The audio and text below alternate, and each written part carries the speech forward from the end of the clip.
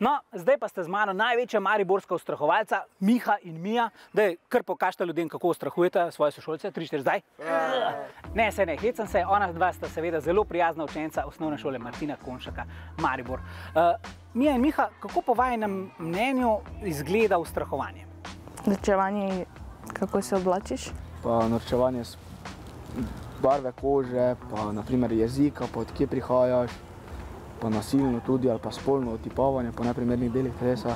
Kje pa se to ustrahovanje največkrat pojavi? A recimo v živo, na šoli ali med kakšnimi hobiji ali na internetu, recimo na Instagramu ali pa na Snapchatu? Preko interneta. Interneta. Kako pa izgleda to internetno ustrahovanje? Kaj naredijo ustrahovalci? Lahko je anonimno in ti grozijo tudi anonimno, ker jih je mogoče v živo strah.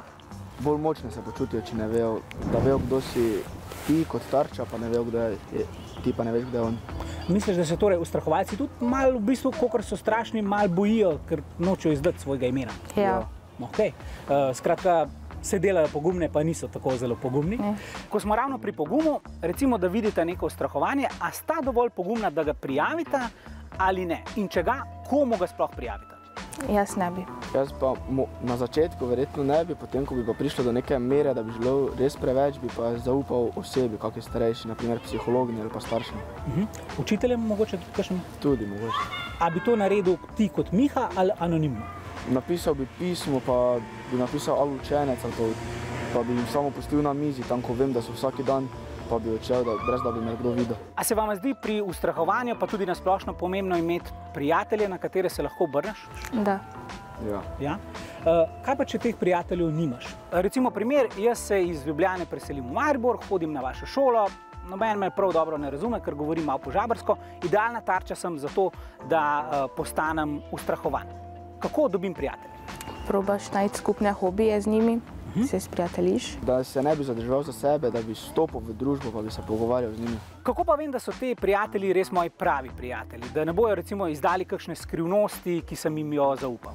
Tega glih ne moremo vedeti, odvisno od našega zaupanja pa od njihovega prijateljstva. Za konec hitra vprašanja, hitri odgovori. No pa recimo naš voditelj Rok, on je en tak hecen tip, on me včasih pozdravi pa reče: "O, Juš, danes si pa zelo lepo oblečen", ampak se pri tem zelo pomeljivo nasmehne, tako. A je to ustrahovanje ali ne? Ne, meni se je zdelo, da to je. Zakaj ne? Je zato, ker če šef ga verjetno bolj poznate, pa ta smeh je tudi naredil verjetno z hecem. S kakšnim hecem? Mislim, da ni zares pomislil. Ok, dobro, prav, potem mu odpustim. Kaj pa recimo, da me je nekdo posnel v razredu, ker sem zelo grdo prdnil, recimo. Meni je bilo to hecen, on je to posnel, ampak brez mojega dovoljenja je to objavil na TikToku. A je to ustrahovanje ali ne? 3, 4 zdaj.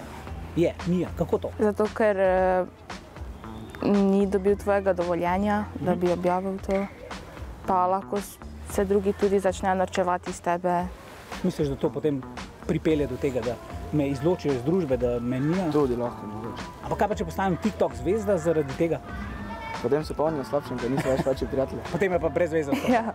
Dobro. Kaj pa snemanje učiteljev? Recimo, da se komu zgodi kaj nerodnega, ali pa kakšen učitelj postane malo jezen, vi vzamete pametni telefon in ga posnamete. A je to ustrahovanje ali ne? Je. Kako to?